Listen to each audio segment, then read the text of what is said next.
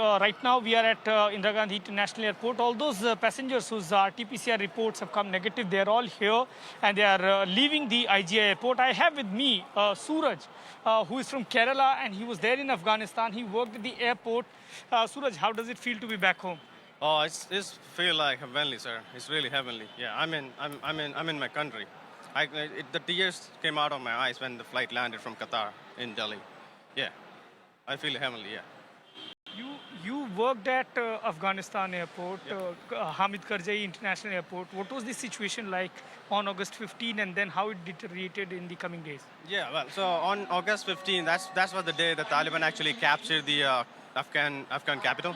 So they were actually controlling capital city. Actually, they didn't come to the airport actually.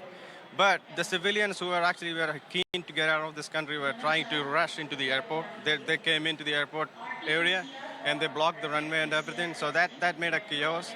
And the U.S. military has to close down the airspace for a long period of time on 16th and 17th a little bit. Yeah. We saw those horrible images from Kabul airport where people were running, they were latching onto the planes. Yeah. What was the situation like there in Kabul airport? Actually, when that situation happened, I was off duty. I didn't actually personally see that, but since I'm working there, I could confirm that it really happened. This we can blame those people because it's all about life. We all need to leave, right? Those people are very keen to leave. So regardless of what it takes, all they wanted was to get out of this country.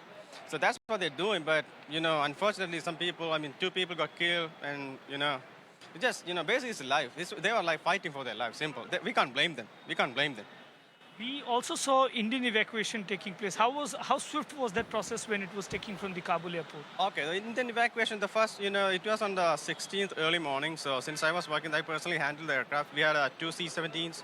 The first one I personally handled. It was 42 people with the Indian embassy, diplomats, and the ITPP personnel who were providing security to the embassy quarters.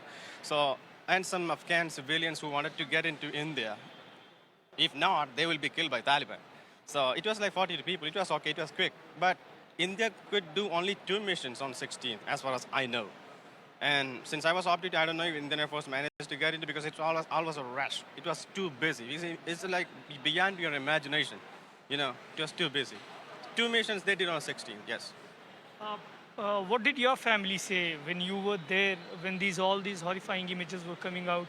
What did your family say when you were there stuck in Afghanistan? Were you in contact with them? Yeah, I was in constantly contact with my family. They were actually really scared, and they were like, regardless of what happens, just come back to India. Doesn't matter. But I was not in a position to make return to India because the airspace was strictly under the U.S. military because they were controlling it because they had to bring more soldiers in order to protect the airport if in case Taliban goes for an attack to airport.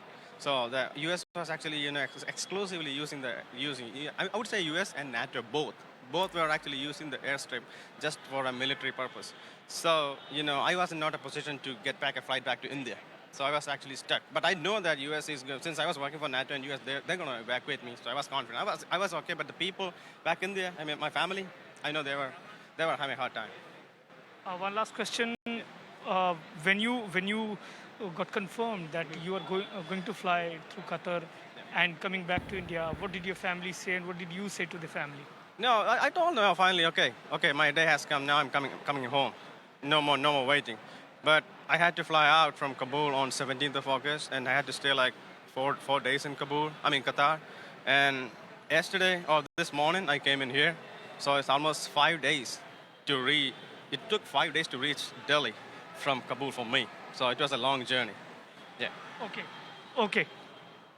And if you can hear me, if you could just put this question across to Suraj, I'm sure his family, well-wishers, everyone's really happy to have him back. What were the kind of scenes inside the aircraft when the flight first took off and left Kabul airspace, and when it actually landed in Delhi? If there was something that he remembers in terms of how people on board that flight were reacting or feeling?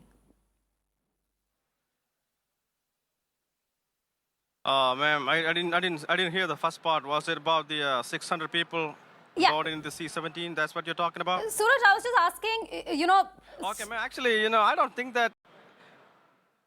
Yeah, go ahead.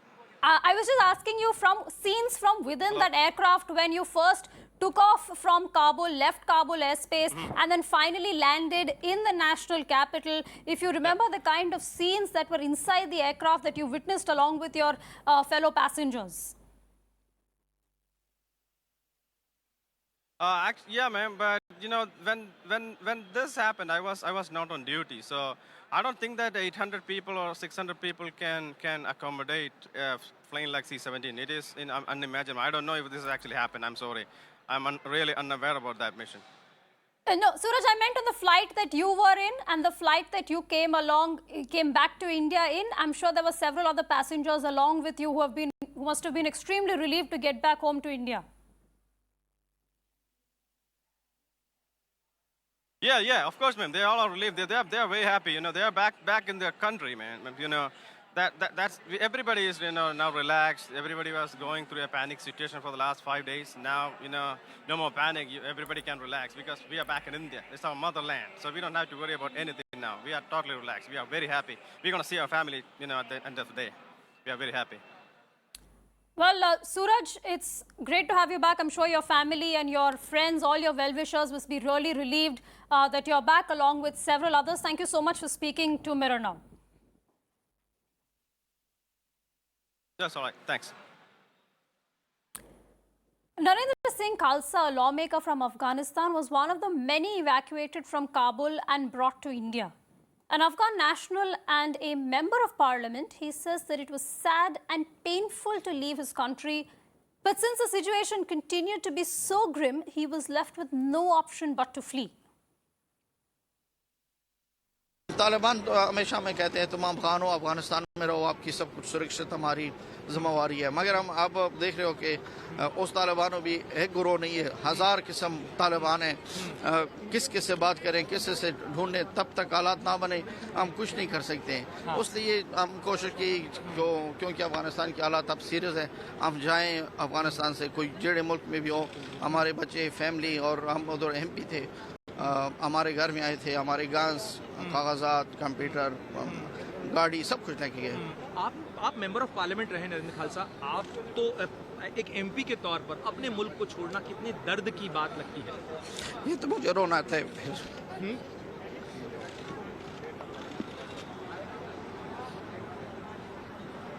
Sir आप जाएंगे अपने घर, आप चिंता मत करिए, आप जाएंगे, ऐसा आप रोइए मत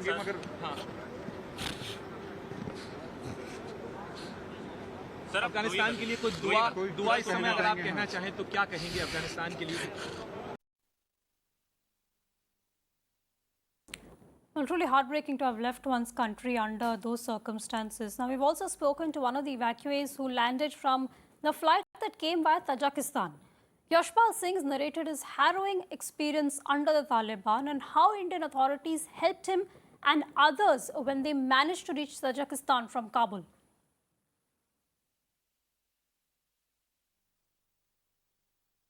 जब अपने रूम से होटल से जब निकले तो हम लोग काबुल एयरपोर्ट के लिए गए, तो वहां पर जो माहौल देखा हमने तो बहुत ही डरावना माहौल था, क्योंकि हर तरफ फायरिंग हो रही थी। हम लोग 90 पीपल एक साथ में थे और जहां से एंट्री पॉइंट था तो वहां से अंदर घुसना बहुत बड़ा मुश्किल हो रहा था हम लोगों के लिए, क्योंकि एक तरफ तो ब्रिटिश आर्मी के सोल्जर्स खड़े थे, वो अंदर नहीं आने दे रहे थे जल्दी से किसी को, दूसरी तरफ तालिबान खड़ा था वहां पर। और हम उसमें जो था कुछ पासपोर्ट जिनका जैसे कोई इंग्लिश वाला जिन्होंने स्पेशल वीजा इमिग्रेशन के लिए अपना अप्लाई किया था, तो उन्हीं लोगों को अंदर जाने दे रहे थे और वो भी बड़ी मुश्किल से वो लोग भी अंदर जा पा रहे थे, लोकल्स लोग भी।